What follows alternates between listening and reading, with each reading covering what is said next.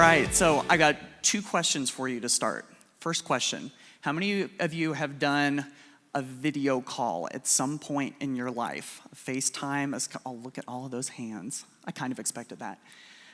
Second question, how many of you have done a video call in the classroom with students at some point? Oh, lots of hands, that's good. It seems to be growing, and that's a wonderful thing, but still, sometimes it's just a one and done, or it's just something that we do real quick in the classroom one time and it's over. And I really believe that using video calls is kind of like the low-hanging fruit. It's like the untapped resource when it comes to using technology in the classroom, because we can connect our kids to all of these different things. We can get them connected to other classes around the United States and around the world. We can get them connected to virtual guest speakers who are experts on topics that we can't even imagine talking about or speaking with confidence about. And we can take them on virtual field trips to places all over the world that they would never go before, or that they could never go.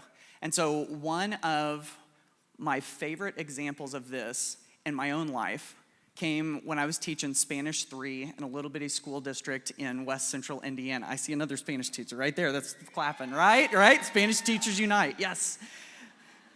And so these are my kiddos up here in the top left. It's a little grainy, but you can kind of see it. And so I was able to get them, Spanish 3 juniors and seniors in a little bitty school district in West Central Indiana, connected with another class of English learners all the way over in Valencia, Spain. And it was amazing. And so the first thing that we did was we did a mystery Skype call, or a mystery Skype game. Are you guys familiar with those? Yeah, that's kind of like the global guessing game, where you try to guess each other's location in as few questions as possible. And so we did that. And their teacher and we were going, that was cool, but we're really on to something. We can't just let it stop at that. And so we didn't.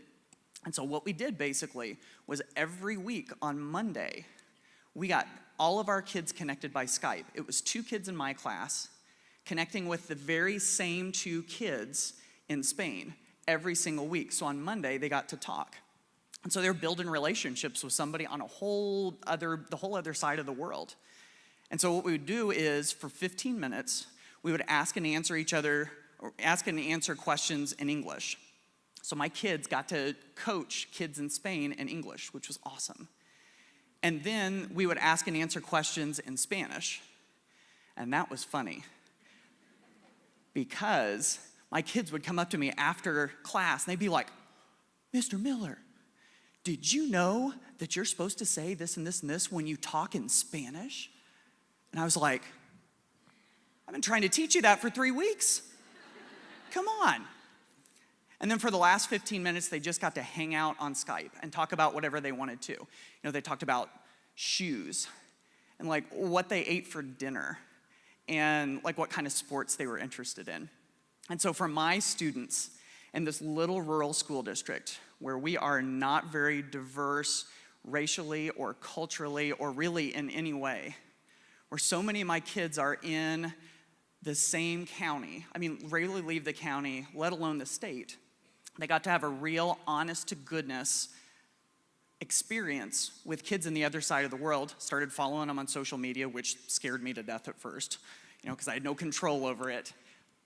But they got this, and this is something that they likely would never, ever have had otherwise. And it was all just because a couple of teachers decided to try a couple of Skype calls. So again, I really think this is the low-hanging fruit. And if you've done it once, consider doing it again. If you've never done it before, it's really as easy as FaceTiming your grandma.